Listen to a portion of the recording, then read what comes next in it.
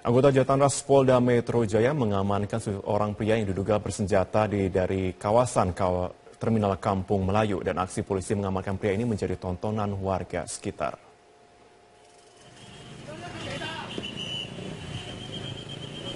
Polisi dan anggota polisi Jatanras Polda Metro Jaya yang berpakaian preman mengamankan seorang pria bertubuh besar di Terminal Kampung Melayu, Jatinegara, Jakarta Timur. Perlu 7 orang untuk dapat membekuk pria tersebut. Setelah berhasil diamankan, pria tersebut langsung diamankan ke dalam mobil anggota polisi dan langsung dibawa ke Polda Metro Jaya. Dari hasil penangkapan, anggota polisi berhasil mengamankan sepucuk senjata api airsoft gun setelah dilakukan penggeledahan di mobil pria tersebut. Anggota polisi juga menemukan senjata tajam berupa samurai. Dan belum diketahui terkait kasus apa penangkapan yang dilakukan anggota Jatanras Polda Metro Jaya, namun diduga pihak tersebut terkait dengan kasus kejahatan.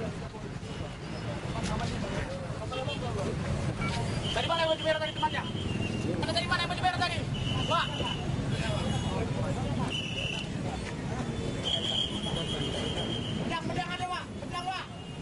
Ke Presiden di Yogyakarta, Presiden Joko Widodo memperingati malam Isra Miraj bersama dengan ribuan santri asrama perguruan Islam Tegal Rejo, Kabupaten Magelang, Jawa Tengah pada Rabu malam.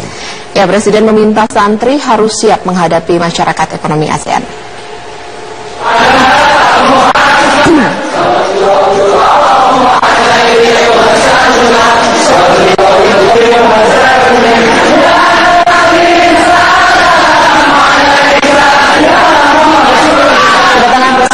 Indonesia Joko Widodo disambut hangat dan juga salawat oleh para ribuan santri dan juga pengurus pondok pesantren asrama perguruan Islam Tegal Rejo, Kabupaten Magelang, Jawa Tengah. Dalam sambutannya, Presiden mengajak para santri untuk siap menghadapi masyarakat ekonomi ASEAN yang sudah dimulai sejak awal tahun 2017, supaya mampu bersaing dengan negara-negara lain, serta dapat memajukan perekonomian Indonesia. Di pondok pesantren asrama perguruan Islam tersebut merupakan salah satu pondok pesantren dengan pembekalan entrepreneur untuk mempersiapkan para jebolan pesantren untuk siap dalam bidang usaha. Usai menyampaikan sambutan, Presiden juga menyempatkan tanya jawab dengan sejumlah santri dan memberikan hadiah sepeda.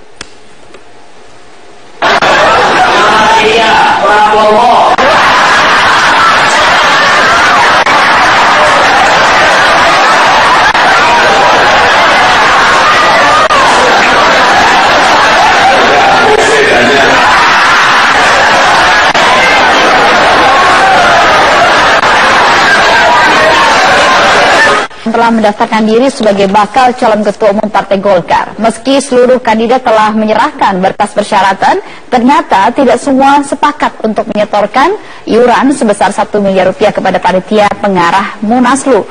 Egit Hapsari akan melaporkan informasi terkini dari kantor DPP Partai Golkar di Selipi, Jakarta Barat. Ya, Egit, siapa saja ke-7 kandidat yang telah mendaftar sejauh ini? Siapa yang kemudian akhirnya menyerahkan uang dan siapa yang kemudian akhirnya menolak untuk menyerahkan uang sebesar 1 miliar? Ya, betul sekali, Berita. Memang sejauh ini sudah ada 7 kandidat yang sudah secara resmi mendaftar sebagai bakal calon ketua umum Partai Golkar. Namun beberapa saat yang lalu, politisi Golkar Priyo Budi Santoso baru saja tiba di kantor DPP Partai Golkar di Bilangan Selipi, Jakarta Barat ini. Namun Priyo Budi Santoso belum menyerahkan berkas persyaratan sebagai bakal calon ketua umum Partai Golkar, sehingga belum bisa dikatakan resmi mendaftar atau masuk bursa bakal calon ketua umum Partai Golkar. Sehingga hingga saat ini, hingga pukul 10 malam sudah ada 7 kandidat yang terdaftar dalam bakal caketum Partai Golkar. Aziz Syamsuddin kandidat pertama yang mendaftar pada hari Selasa lalu, dan 6 kandidat lainnya menyusul hari ini ada Mahyudin Setia Novanto, Ade Komarudin, Syahrul Yassin Limpo, Erlangga Hartarto, dan juga Indra Bambang Utoyo. Namun sebagaimana kita ketahui, ada syarat berupa iuran sebesar 1 miliar rupiah yang harus diserahkan bakal calon ketua umum Golkar untuk bisa masuk ke dalam bursa bakal calon ketua umum Partai Golkar. Namun ternyata tidak semua bakal calon ketua umum menyetujui dan bersedia untuk menyetor dana sebesar 1 miliar rupiah tersebut. Terbukti dari 7 kandidat yang sudah resmi terdaftar, ada 2 diantaranya yang menolak untuk menggelontorkan dana untuk maju sebagai bakal calon ketua umum. 2 kandidat yang menolak ini adalah Syahrul Yassin Limpo dan juga Indra Bambang Utoyo. Dalam penjelasannya tadi, Syahrul Yassin Limpo menolak menggelontorkan uang 1 sen pun atau 10 berpeser pun kepada panitia Munaslup untuk maju sebagai calon ketua umum karena ia mengaku akan menyumbangkan ideologi dan juga pemikiran sebagai bakal calon ketua umum Partai Golkar. Sedangkan Indra Bambang Utoyo tadi juga menolak untuk menyetorkan uang ini karena dalam visi misinya sendiri ia menyebutkan akan merubah Partai Golkar menjadi partai yang modern, transparan, dan juga bebas dari politik uang. Namun 5 kandidat bakal calon ketua umum lainnya ini ternyata sudah menyerahkan uang sebesar 1 miliar rupiah sebagai iuran kepada Munaslup. Ada di antaranya Setia Novanto, Aziz Syamsuddin, Mahyudin, dan juga Erlangga Hartarto. Uang sebesar 1 miliar ini diakui berasal dari dana pribadi dan juga iuran dari tim sukses masing-masing kandidat bakal calon. Rita. Egit, kami mendapatkan informasi bahwa ada komite etik dari Golkar yang kemudian melakukan konsultasi dengan KPK berkaitan dengan penyerahan dana 1 miliar ini. Apa hasilnya sejauh ini? Ya, tadi salah satu anggota dari steering komite Munaslup Partai Golkar sempat menanggapi pertemuan antara komite etik dari steering komite kepada KPK, dan akhirnya KPK pun memutuskan untuk melarang adanya iuran 1 miliar ini dalam penyelenggaraan Munaslup Golkar. Namun hal ini dikatakan oleh Andi Sinulinga yang merupakan anggota dari steering komite Partai Golkar akan dibicarakan lebih lanjut dalam rapat koordinasi dari steering komite Partai Golkar yang diselenggarakan esok hari. Namun ia sendiri menyayangkan pernyataan dari KPK tersebut karena menurutnya KPK seharusnya bertindak sebagai institusi negara yang menyatakan pendapat berdasarkan payung hukum, bukannya opini. Berikut adalah pernyataan selengkapnya dari Andi Sinulinga. KPK sebagai lembaga hukum bicara bahwa apa yang dilakukan itu melanggar pasal ini, undang-undang ini, undang-undang itu. Karena harusnya begitu, sehingga KPK betul-betul menjadi institusi hukum, bukan seperti pengamat. Ada boleh kita Kita terkait dengan 2 kandidat yang menolak untuk membayarkan iuran 1 miliar rupiah ini, panitia steering komite Munaslup juga akan membahasnya lebih lanjut dalam proses verifikasi yang akan diselenggarakan besok, karena memang dalam ADART ataupun dalam peraturan pendaftaran bakal calon ketua umum memang tidak disebutkan apabila kandidat menolak untuk membayarkan 1 miliar rupiah akan dicoret ataukah tidak. Kita akan tunggu kelanjutannya, dan kita akan tunggu juga apakah Priyo Budi Santoso ini merupakan salah satu kandidat yang menolak ataupun menyanggupi membayar iuran 1 miliar rupiah kepada panitia Munaslup. Baik, jadi kami konfirmasi kembali bahwa sikap Partai Golkar juga belum resmi ya menyatakan apakah kemudian 2 bakal calon ketum yang tidak mau membayar ini pasti gugur kalau tidak menyerahkan 1 miliar dana yang harus disetorkan. Iya, betul sekali, Prita. Kedua bakal calon yang menolak untuk menyetorkan dana sebesar 1 miliar rupiah ini akan kembali dibahas dalam rapat verifikasi, karena memang verifikasi akan langsung dilakukan 1 hari. Begitu pendaftaran ditutup pada pukul 12 malam dini hari nanti, yang artinya verifikasi ini masih akan mempertimbangkan kembali berbagai faktor. Ada 2 jenis verifikasi. Verifikasi pertama akan mempertimbangkan seleksi administratif, sedangkan verifikasi tahap kedua akan mempertimbangkan pelanggaran etik dan juga termasuk kesediaan membayar 1 miliar rupiah ini yang akan menentukan nasib apakah kedua kandidat ini akan dicoret ataupun tidak. Namun tadi dalam pernyataannya kedua kandidat ini menyatakan bahwa mereka rela apabila panitia steering committee ini akan mencoret nama mereka dari bursa bakal calon ketua umum Partai Golkar apabila memang ketidaksediaannya membayar 1 miliar rupiah itu tidak diperkenankan karena tidak diperbolehkan oleh panitia. Baik, terima kasih Egit Hafsari melaporkan dari DPP Partai Golkar. Kita beralih ke informasi. Komisi Pemberantasan Korupsi kembali memeriksa sejumlah pimpinan DPRD DKI Jakarta terkait kasus suap raperda reklamasi Teluk Jakarta. Namun, pemeriksaan terhadap sejumlah orang semakin intensif. KPK belum juga menetapkan tersangka baru dalam kasus suap raperda reklamasi. Untuk kedua kalinya, Ketua DPRD DKI Jakarta Prasetyo Edy Marsudi memenuhi panggilan penyidik KPK. Selain itu, Wakil Ketua Balik DPRD DKI Jakarta, Mary Hotma, hari ini juga diperiksa KPK untuk yang keempat kalinya. Keduanya diperiksa untuk menjadi saksi bagi tersangka Arisman Wijaya yang merupakan Presiden Direktur PT Agung Podomoro Land. Sebelumnya, Prasetyo dan Mary pernah memberikan kesaksian bagi tersangka Muhammad Sanusi yang merupakan rekan mereka di DPRD DKI. Taufik. Selain Prasetyo dan Mary, Wakil Ketua DPRD DKI Jakarta yang juga Ketua Balegda M. Taufik mendatangi KPK meski tidak dijadwalkan dalam pemeriksaan. Menurut PLH Kabiro Humas KPK Yuyuk Andriati, Taufik diperiksa untuk M. Sanusi. Keterangan Taufik masih dibutuhkan untuk melengkapi berkas pemeriksaan sebelumnya. Terakhir Taufik diperiksa KPK pada pekan lalu, tanggal 28 April. Hari ini kakak kandung M. Sanusi tersebut diperiksa untuk yang ke-6 kalinya. Mau apa lagi Pak memang yang mau disampaikan? Iya saya nggak tahu kan tergantung pertanyaannya. Masih ada yang kurang kalau. Untuk mengetahui perkembangan terkini dari pemeriksaan 3 pimpinan DPRD DKI Jakarta di gedung KPK, kita bergabung bersama rekan kami Bremana Tenaya langsung dari gedung KPK di Jakarta. Bremana, bagaimana jalannya pemeriksaan sejauh ini?